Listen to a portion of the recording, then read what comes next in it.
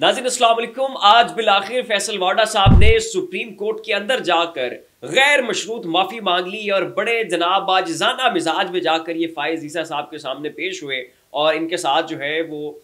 मुस्तफ़ा कमाल साहब भी जो है वो तशरीफ़ फरमा थे और इन्होंने मिलकर मुश्तरका तौर पर गैर मशरूत माफ़ी मांगी और कहा कि जनाब हम अपने आप को अदालत के रहमो करम पर छोड़ते हैं, हम अदालत से माफ़ी चाहते हैं, हमारा कहने का मतलब और मकसद ये नहीं था, हमारी जनाब गलत इंटरप्रटेशन की गई और गलत एक तासुर लिया गया, हमारी क्या मजाल, हमारी क्या जुर्रत कि हम जो है वो पाकिस्तान की अदलिया के ऊपर उंगली उठाएं। और इस बात का हमें दुख है कि जी हमें प्रॉक्सी कहा गया। तो खैर अपना पूरा जो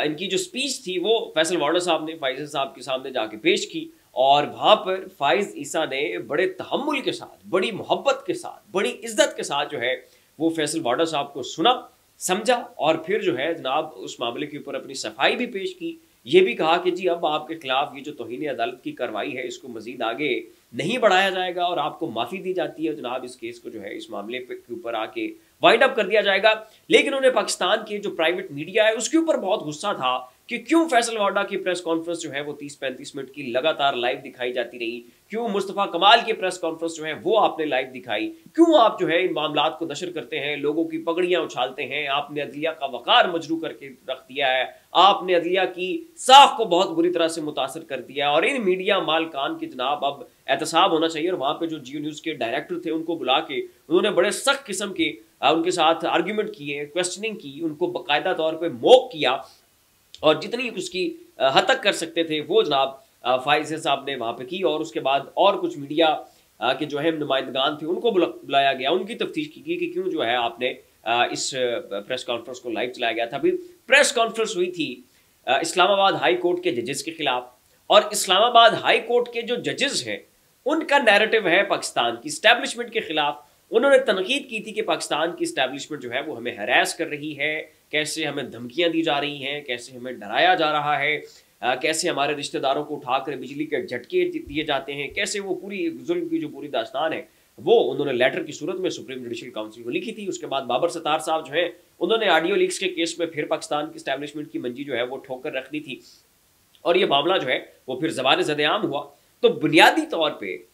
पाकिस्तान की अदलिया, जुडिशरी और ख़ुसूसन जो इस्लामाबाद हाई कोर्ट है उन जजेस को डराने के लिए, उनके ऊपर प्रेशर माउंट करने के लिए, उनको जो है वो गिदड़ भभकियां सुनाने के लिए ये प्रेस कॉन्फ्रेंस का जो सिलसिला है ये शुरू किया गया था ताकि वो जजेस जो है वो अपना जो रिएक्शन है वो ज़रा स्लो करें और ये जनाब जो लेटर लिखने वाला सारा मामला और मुअम्मा चल रहा है ना इसको जनाब इसकी रफ्तार थोड़ी जो है स्लो की जाए। और बुनियादी तौर पे ये कराने वाली कौन लोग थे, कौन से जनाब साहब थे, ये पूरा पाकिस्तान जानता है। और जब उनके ऑर्डर्स हों कि जनाब ये प्रेस कॉन्फ्रेंस है और ये पाकिस्तान के न्यूज़ चैनल्स के ऊपर चलेगी तो फिर वो तो चलनी थी। इस वक्त पाकिस्तान का मीडिया टोटली कंट्रोल्ड है, जो ऊपर से इंस्ट्रक्शंस आती हैं वही पाकिस्तान के मीडिया मालकान करते हैं। जूँ कहा जाता है तो जनाब जूँ लिखना है, तू कहा जाता है तो तू लिखना है, ज़बर को ज़ेर नहीं करना और ज़ेर को ज़बर नहीं करना। पूरा पाकिस्तान जानता है कि जनाब इमरान खान साहब का नाम तक लेने की इजाज़त नहीं है। तहरीक इंसाफ के वर्कर सपोर्टर्स उनकी प्रेस कॉन्फ्रेंस होती हैं, उनके वो प्रेस रिलीज जारी करते हैं, उनके जलसे होते हैं, किसी किस्म की कोई कवरेज जो है ना वो माजी में होती रही है ना अब जो है वो हो रही है और कैसे मामलात को मॉनिटर किया जा रहा है पूरा पाकिस्तान जानता है। तो अगर ऐसी सूरत हाल में एंटी इस्टेब्लिशमेंट कुछ जजेस उठते हैं, वो जजेस जो हैं वो लेटर्स भी लिखते हैं, वो जजेस के जो है वो बहादुर हैं, दिलेर हैं, न डर हैं, उनकी अदालतों में जो है वो इस्टेब्लिशमेंट के खिलाफ जितने भी केसेस हैं उनके ऊपर दबंग किस्म के रिमार्क्स आते हैं, दबंग किस्म के फैसले आते हैं और फिर उन जजेस के खिलाफ कुछ लोग आगे बढ़ते हैं जिनके बारे में ज़बान ज़द-ए-आम है कि ये किन के नुमाइंदगान हैं। हर एक बंदे को पता है कि जनाब ये फलां फलां फलां बंदा जो है वो फलां घर की छाप वाला है और जब भी मंजर आम के ऊपर आता है, जब भी कोई बात करता है तो ये उन्हीं की माँ के ऊपर करता है। अब अगर वो उनकी माँ के ऊपर आया है, उसने प्रेस कॉन्फ्रेंस की है, वो पाकिस्तान के तमाम तर न्यूज़ चैनल्स ने दिखाई है और सबसे बढ़कर पाकिस्तान टेलीविजन के ऊपर, PTV न्यूज़ के ऊपर जो है वो प्रेस कॉन्फ्रेंस दिखाई गई है। इससे बड़ा सबूत, इससे बड़ा एविडेंस और क्या हो सकता है कि जनाब,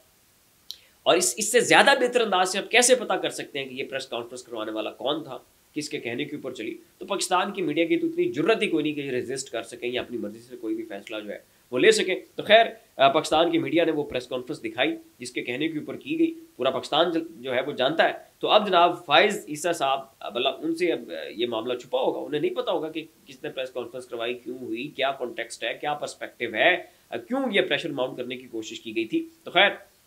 उन्होंने जनाब फैसल वाडा साहब को भी माफ़ कर दिया, वहाँ पर मुस्तफ़ा कमाल साहब को भी माफ़ कर दिया, और जनाब कहते हैं कि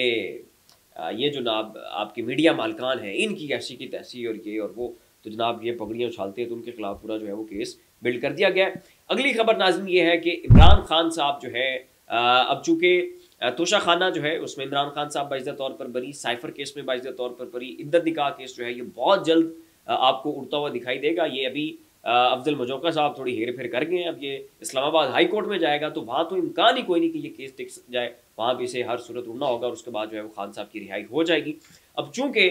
बड़े घर वाले हैं वो समझते हैं कि जनाब ये अब हाई कोर्ट में जाएगा केस, वहाँ पर अपीलें दायर की जाएंगी, खान साहब जो है इसमें बाइज़ा तौर पर बरी हो जाएंगे, तो जनाब जो 190 मिलियन पाउंड का केस है उसमें इमरान खान साहब की जमानतें हैं, उसमें इमरान खान साहब को गिरफ्तार नहीं किया जा सकता है। तो उन जमानतों के खिलाफ जो कि इस्लामाबाद हाई कोर्ट ने दी हुई हैं, नैब के जनाब जो चेयरमैन है वो दरख्वास्त लेकर सुप्रीम कोर्ट पहुंच चुके और वहां पर उन्होंने ये अपील दायर की है कि जनाब इमरान खान साहब की 190 मिलियन पाउंड के केस में जो है वो जमानतें ख़त्म की जाएं। और उसके पीछे नाज़रीन मकसद और हदफ ये है कि इमरान खान साहब का जो इद्दत निकाह केस है ये आगे हाई कोर्ट में जाएगा, वहाँ से उड़ जाएगा। तो अब चूँकि वहाँ पर इमरान खान साहब को जो है वो एक बहुत बड़ा रिलीफ मिल सकता है, खान साहब की रिहाई हो सकती है, लिहाजा जनाब ये जो 190 मिलियन पाउंड का जो केस है उसमें जो है खान साहब की ज़मानत जो है उसके लिए सुप्रीम कोर्ट में अपील दायर करें और उस ज़मानत को मनसूख करवाएं। ये अगली मनसूबाबंदी जो है वो तैयार कर ली गई है। इस हवाले से दरखास्तें अपीलें जो है वो सुप्रीम कोर्ट में दायर की जा चुकी हैं। फिलहाल जितना ही ऐसी मज़ीद लम्हा ब लम्हा अपडेट्स के लिए हमारा चैनल आप या सब्सक्राइब कर लें।